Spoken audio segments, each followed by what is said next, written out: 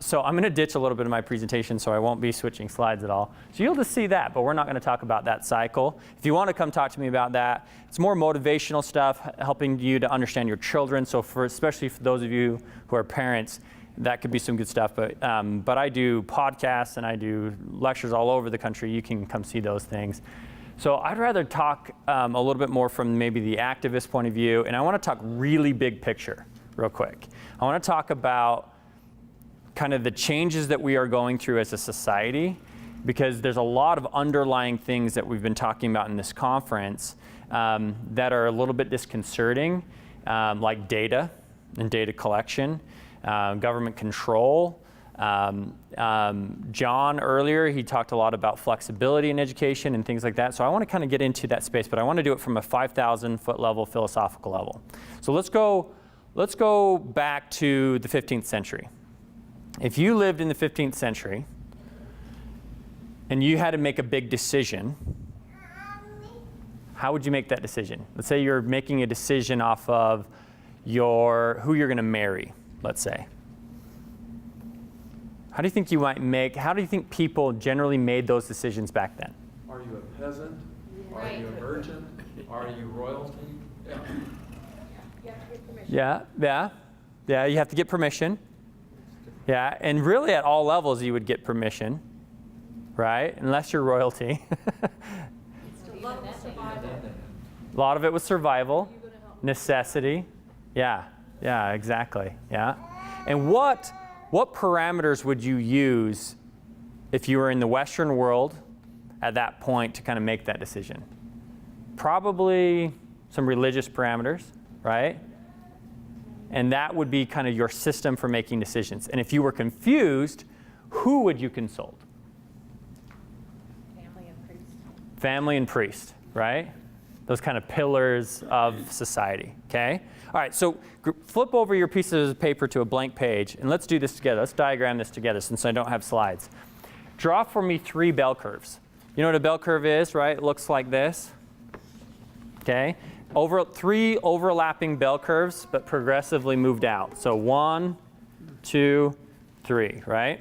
So let's say that this first bell curve represents centralized religion, for lack of a better phrase. Organized religion? Organized, centralized religion, yeah. And the key word would be centralized there, that religion is found in an institution.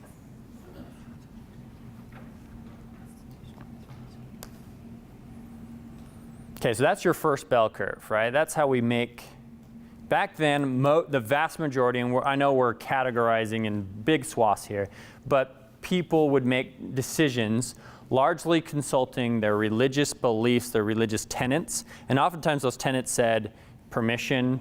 These are the people that you ask. These are, you get permission through the church. You get married by a priest, or a member of the clergy, and you go through that whole. So that's how you would make many of your decisions. Okay.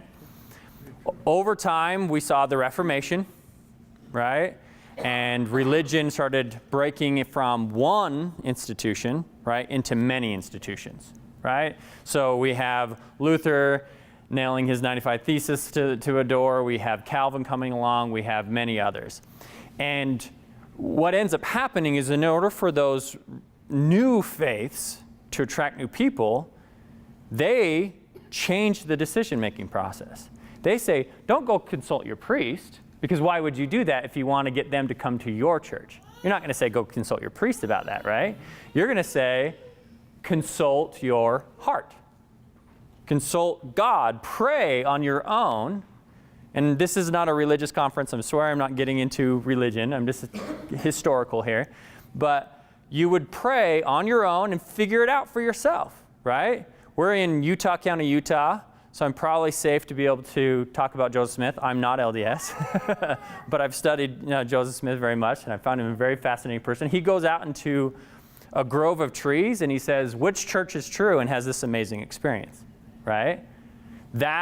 And then he invites all these other people to do the exact same thing. So what changes there? Don't go consult the church and your priest and these official institutions. You got to consult your heart. And that comes away with, you could almost create a fourth bell curve here, if you will, but I won't go there. But is there sort of a decentralized religion where you have many religions and now you have a lot of choices as individuals, right? And who today, do we have a lot of choices of religion today? You got plenty, right? There's so many. Okay. So but eventually what starts to come from that is humanism. And you might think, what? Humanism came from religion? It did. The original humanists were Christian humanists. And they said, stop consulting the authorities and start consulting your heart and soul and just help other humans. But eventually that was morphed from Christian humanism into humanism. And humanism says, if you're going to make a big decision, what do you consult? Yourself. That's individualism, right? Saz, who's a great psychologist, right, that you were quoting earlier, he would advocate, don't go to the institution, go to yourself and figure it out for yourself. Go to your own thoughts. So you consult your own thoughts and feelings. And definitely today, you mentioned have it your way, right, from Burger King, or just do it, right? Our culture is very steep today into individualism. In other words, that's a religion of humanism. That we consult, when we make large decisions, existential decisions about our lives, we consult the self, right? Now, many of you might not do that right now, right? You consult God for your decisions. And I'm not going to ask you to raise your hand on who does that and who doesn't, but if you do that, you're still going to God personally for a lot of those decisions, right? And asking God to give you thoughts and revelation. So that's still Christian or other forms of humanism. It's still self. It's still individualistic. What is the dominant religion of the day today? Is it humanism? Collectivism. In the West, we could make an argument that collectivism is having its resurgence. Could make that argument for sure. The new religion, according to a historian named Harari, out of the University of Israel, is Dataism. Wow. The new religion of our day is Dataism. Okay? Dataism says, if you have a big decision to make, consult the data. What Autumn, is it Autumn Cook? Yeah, where's Autumn? Is she here still? She left? Okay. So Autumn, cited she talked a lot about truancy, right, and the laws around that and the controls that government have. And while well-intentioned, right, you were talking about well-intentioned oppression, essentially. But what were all of those justified through? Yeah, big data. Data, study, right? Data, and when we are going to make large decisions as a society, we want to consult data, and we're going that direction even more. So education, the central religion of education today, data. The central religion of business today, data. I have a marketing background, the central religion of marketing, data, okay? And some of you, because of maybe the tone of this conference and your own personal beliefs and so forth, might be a little fearful of that. But let me give an argument for data and let me give an argument against. Let's try to be a little bit objective about this and talk about it. So I'm going to talk about something a bit innocuous, basketball. Anyone here basketball fans? Yes, right on. Basketball fans. Okay. So most of you aren't, so bear with me for a little bit. Not as engaged. Okay, you're not a ravenous fan. All right, so the game of basketball has significantly changed in the last 20 years, especially the last 15 to 10. The most dominant basketball team right now is the Golden State Warriors. They've won 3 out of the last 4 championships. They're owned by a Silicon Valley billionaire who is in software and data analytics. And through his team, he's run data analytics determining what type of team is actually going to be the most successful. Back in the 80s, when I was growing up, the most successful teams were the teams that could bruise the other team the most, right? The Pistons, you remember the Pistons, right? I mean, Bill Laimbeer and and the Bulls and with Rodman, right? Like the team that could bruise the other team the most and just push them around and make the baskets, right? But data started to show otherwise. Data started to show that the quicker guys that could get closer to the rim and do more dunks and more layups and more quick shots right it down near the hoop, you have a higher percentage of shots when you're closer, right? Anyone here in this room, you have us take a step back over and over, right? And we take 10 shots at each point. You're going to make more shots the closer you are. But one thing about basketball that's different is you get to a certain point and you get more points, right, for being further out. So that's 3-point range. So for example, if you have a 55% shooter from 2-point range, right, and that shooter takes 10 shots, how many points would they get? 11, right? 11 points. Now, in 0.5, you can't have a shot, but that would be equivalent to 11 points. If you have a 40% shooter, 12. yeah, from 3-point range, they'll make 12 points, right? Data shows you this, right? Just run the data, and basketball changed. Basketball went from the big bruiser who could just fight his way in and dunk it every time to little guys like Steph Curry that can shoot really well from outside and drive to the hoop really fast. And so basketball's gotten smaller and faster with more shots. And we no longer take shots, or less of them anyway, between, about 8 feet out and about 20 feet out from the basket, but you take a lot of shots out at the 3-point line and a lot of shots in close. Completely changed it. So what I'm getting at is basketball doesn't seem like a big deal, and it's not like it's life-changing for the rest of us, and it's not changing the world of education, but data helped the game, and at least for the Golden State Warriors, they're a dominant team through data. So that's the justification for data, is that we will make better decisions, so why not consult data? Do people, when they just consult their feelings, always make the best decisions? But that's the argument of humanism. Think about it. The argument of humanism is simply, go consult your feelings, and whatever you feel is going to be better. The argument of religion is values, and here's our set of values, and our values are right. So use that as your decision making, right?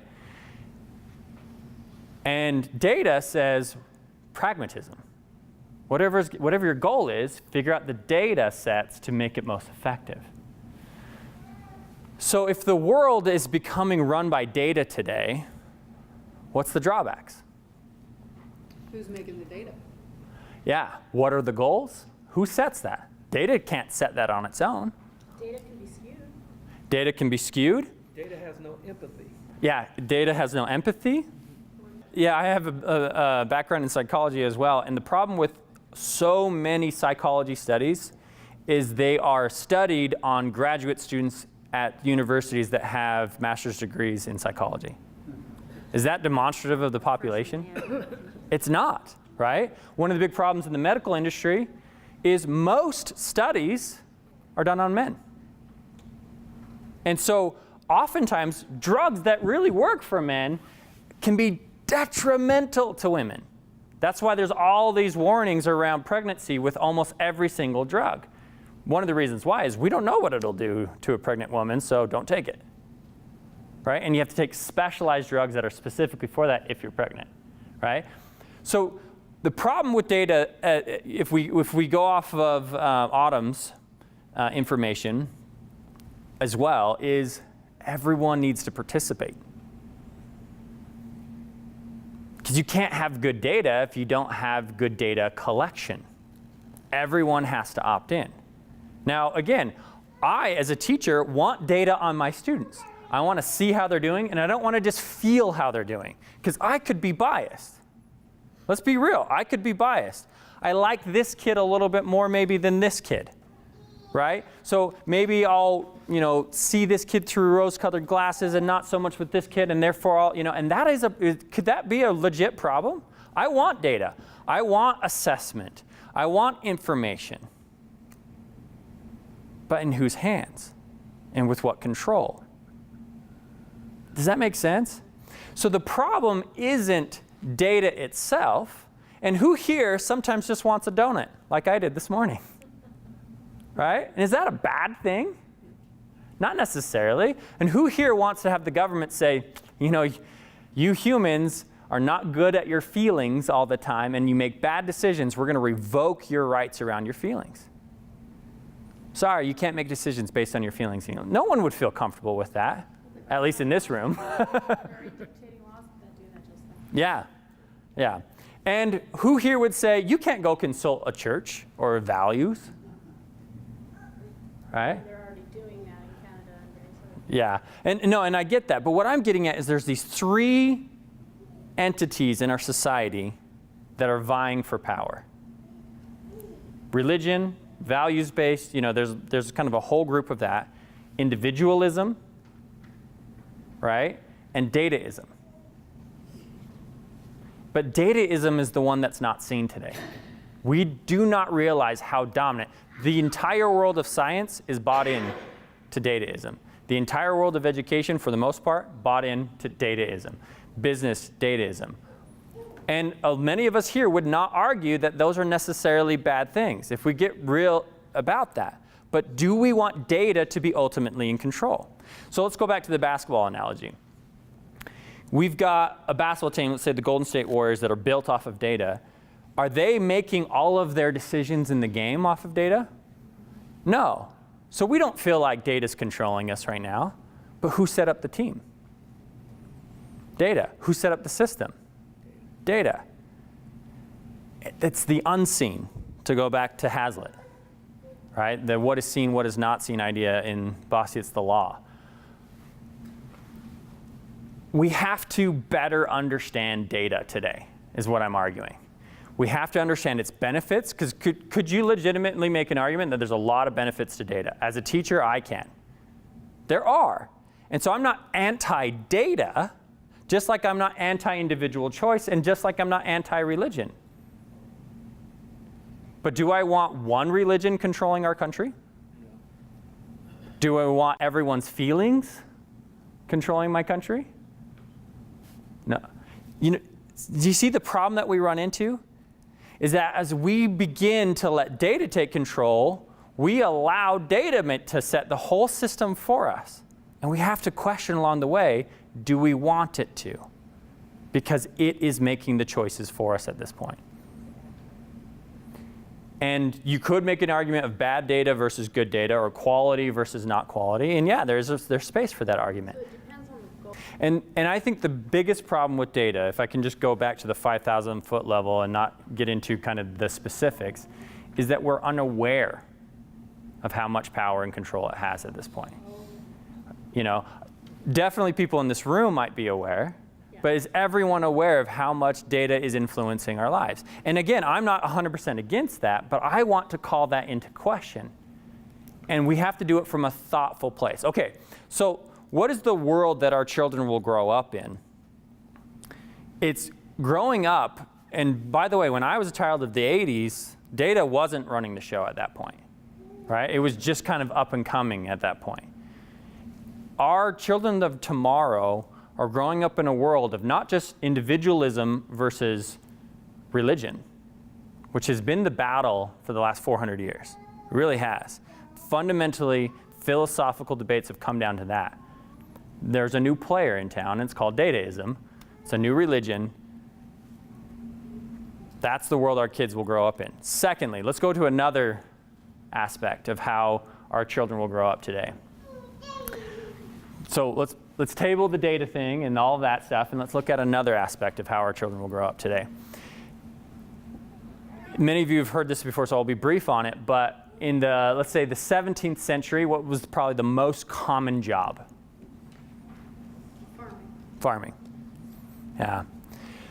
18th century, 19th century, most common job? Factory worker, right?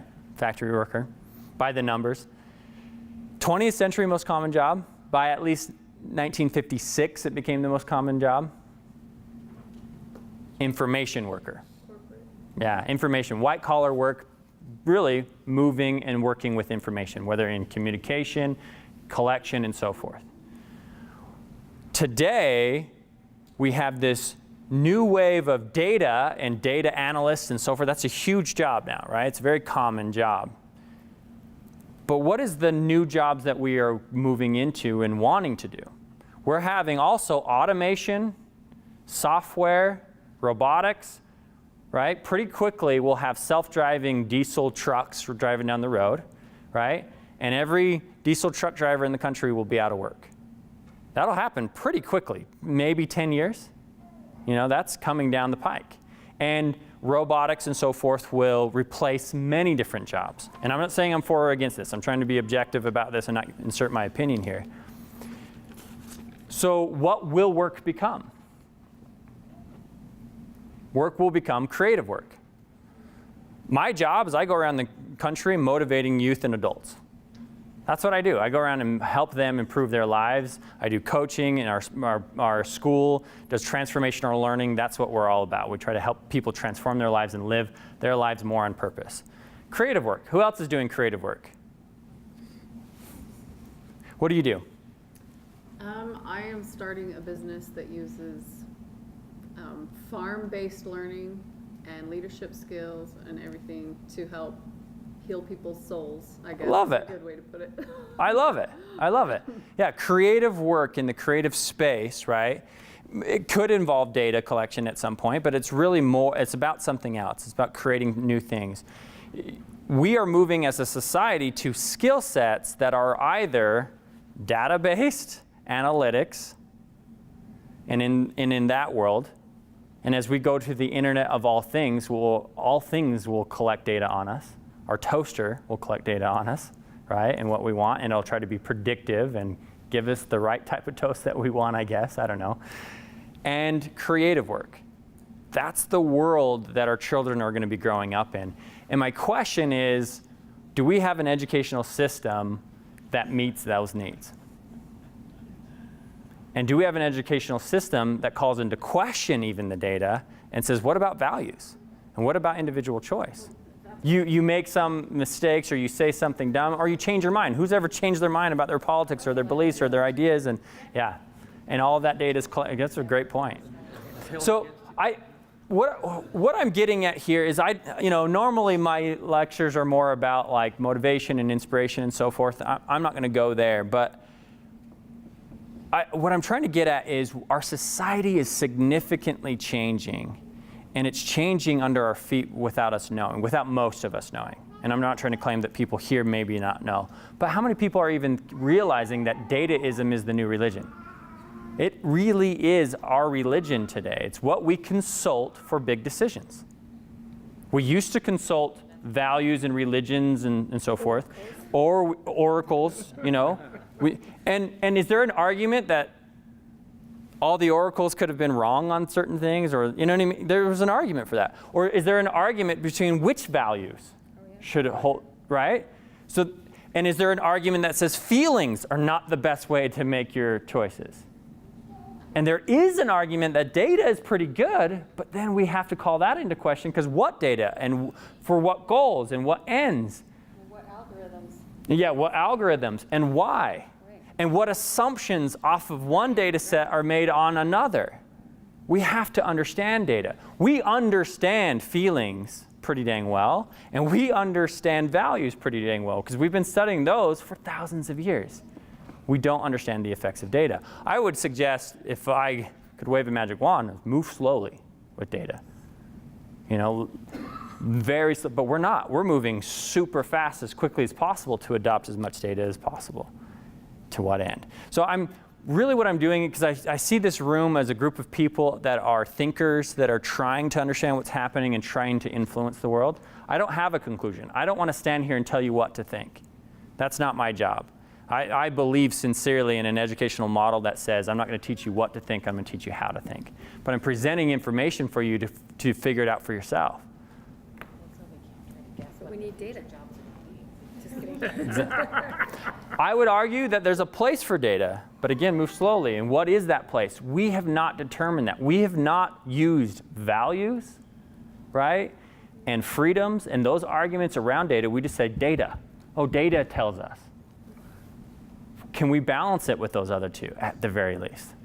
Yeah. Anyway, we had some hands. Any other questions before I end? Go here, and then we'll go here. So in my clinical practice, what we do, because we have data all the time. We have Right. inventories and surveys, right? But ethically, we're always taught, you never make big decisions based just on data. You never do it.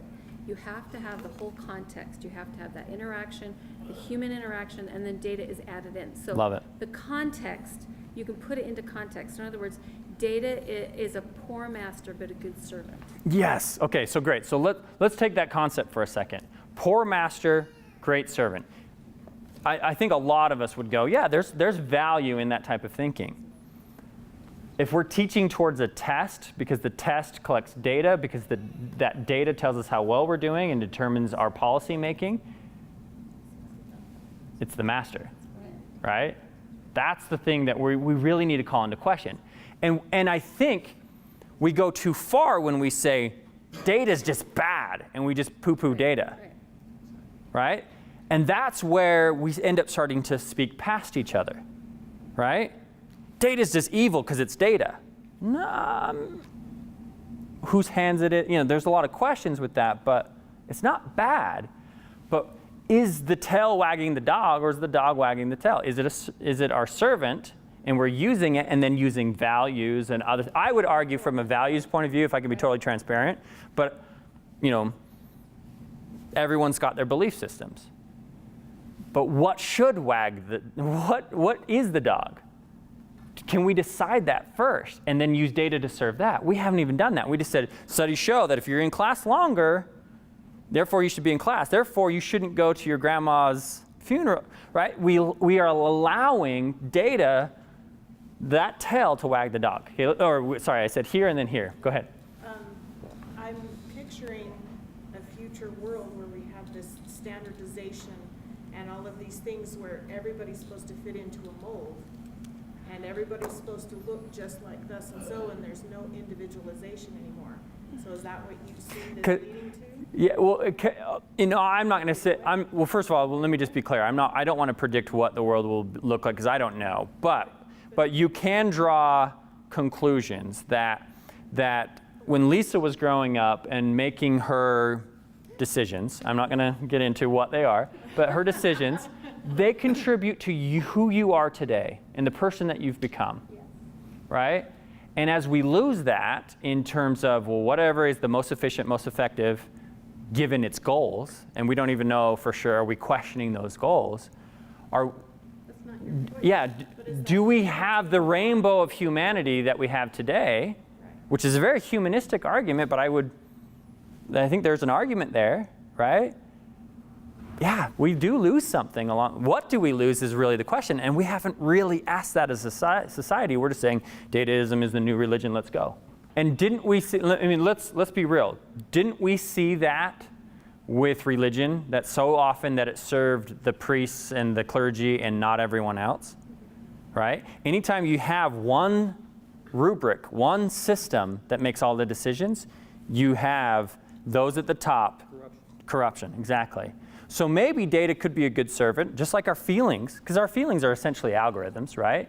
Like if I see a snake, I'm going to jump, right? And that will save my life if that's the wrong kind of snake. You know what I mean? So that's an algorithm. That's a decision-making process. It's just embedded into our DNA, right?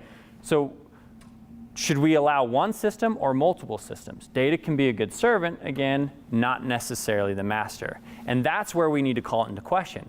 If we go around and say, data is so evil, data is so bad, I think most people will go, no, but it made the Warriors better. Yeah. Right? It made all these things better. It makes your phone on a daily basis, all those updates you get are because data, right? So it's not a bad thing. And they now know everything about you. Yeah, but what about how much participation, and what about freedom of choice? That's what we have to call into question. And I'm not saying I have the answers. I'm not going to stand here and try to tell you I have all the answers, but I am saying we have to question this new religion and determine, is it the religion that we want to follow? Or is multiple decision-making algorithms, our feelings, values, authorities, right? You can make an argument for authorities and data, all valid. We make those decisions together, but we have to set what our goals are in the first place, and that's what we're lacking. Yeah, great statement. And let me piggyback on that. Let's define the difference between data and dataism. Data is information, right? That can be organized. Dataism says that should be the decision maker. And I would argue that almost in every major circle of society, we've bought in already. And without really realizing, because we think of it as the servant. But if you make it the master, that's where it's the problem. Yeah. And in certain industries, we've, like you were saying, we've set up parameters that says, no, we've already put the stops in place. But in many others, we haven't. We just say data for data's sake. Data made the decision. You walk into a room, when I'm in a boardroom, and I throw down some figures versus an impassioned moral argument, the figures almost always win the day. That's just what happens. Thank you all. So hopefully that was helpful. I wanted to give some context. It's not exactly motivational, but let's call into question the new religion and put some parameters on it. Thanks.